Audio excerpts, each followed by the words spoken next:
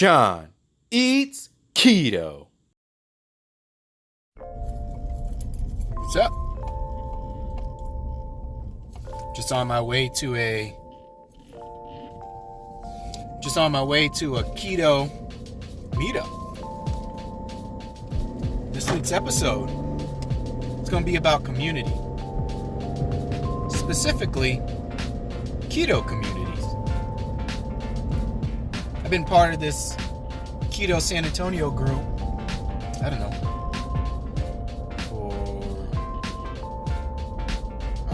at least a year and a half. But I've never made it to one of the meetups. One of my goals for this year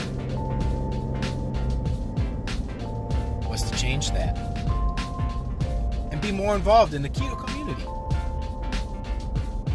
How can I help people if I'm not helping people in person sometimes? Or visiting with people, making friends with other keto people. So, I'm on my way.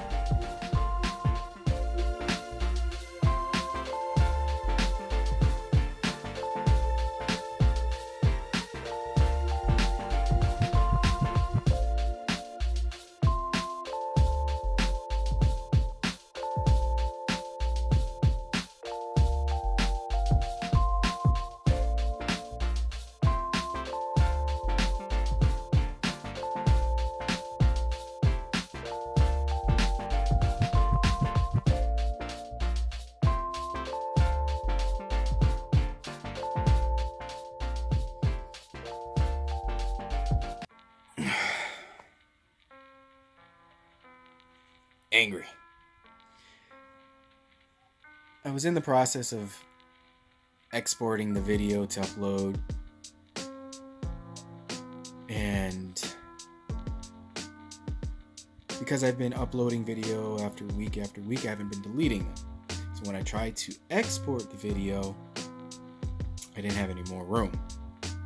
So I was cleaning out some old videos, and I accidentally deleted the main part of episode 6, where I was talking about community and the importance of community and how I want you to be a part of a community that is encouraging, that I want you to be a part of a community that you can feel free to share things without feeling embarrassed or ridiculed. And I deleted it all. I'm so mad. I'm going to add this to the video so you know what happened. And I'm just going to chalk this one up as a learning experience as a videographer. And I hope that I won't do this again. But luckily for you, I am giving you a bonus recipe to go with this video. I hope that you enjoy this episode, even though it's not completely what I wanted. But it is what it is. So as always, thanks for watching John Eats Keto. Please enjoy this recipe, and I'll see you next week. Please subscribe if you enjoy what I'm sharing and you find it valuable.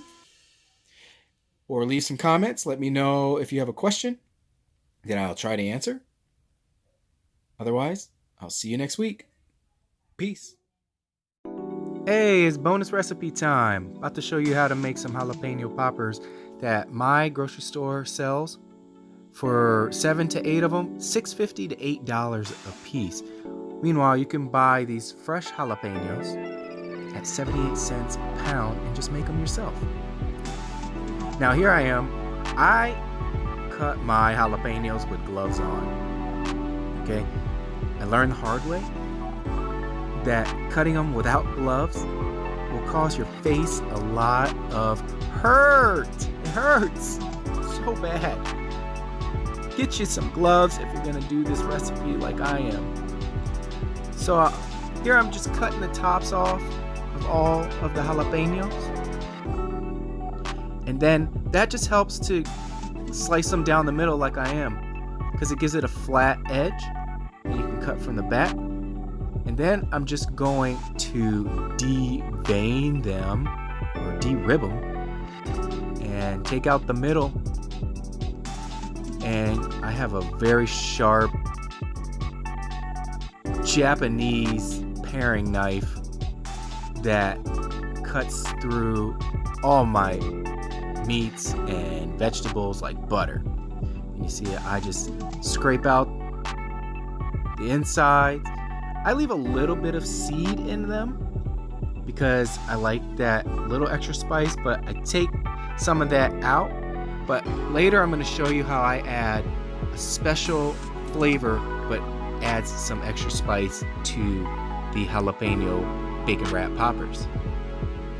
So I just cut all the insides out of, usually I buy about a dozen. And a dozen costs me about $2. And I use uncured bacon. I slice them in half because I think one whole piece of bacon is a bit much for a jalapeno popper. And I use whipped cream cheese to spread inside the jalapeno popper. It's easier, instead of softening a brick of cream cheese, I just use the whipped one. It's already soft.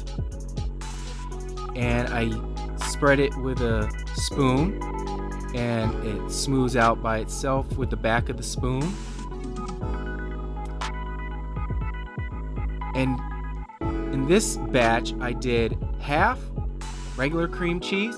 In this, I'm doing chipotle peppers and adobo sauce. And you can find this in the Hispanic section or the Spanish section. I don't know what they call it. It's one of the two. And they come in a little can. And it's got a nice smoky but hot flavor. And for the other half dozen, I just spoon this into the middle of the jalapenos. Same way I did with the regular cream cheese. And if you've never tasted a smoky chipotle pepper and adobo sauce, it is one of the best flavors that you may have never tried.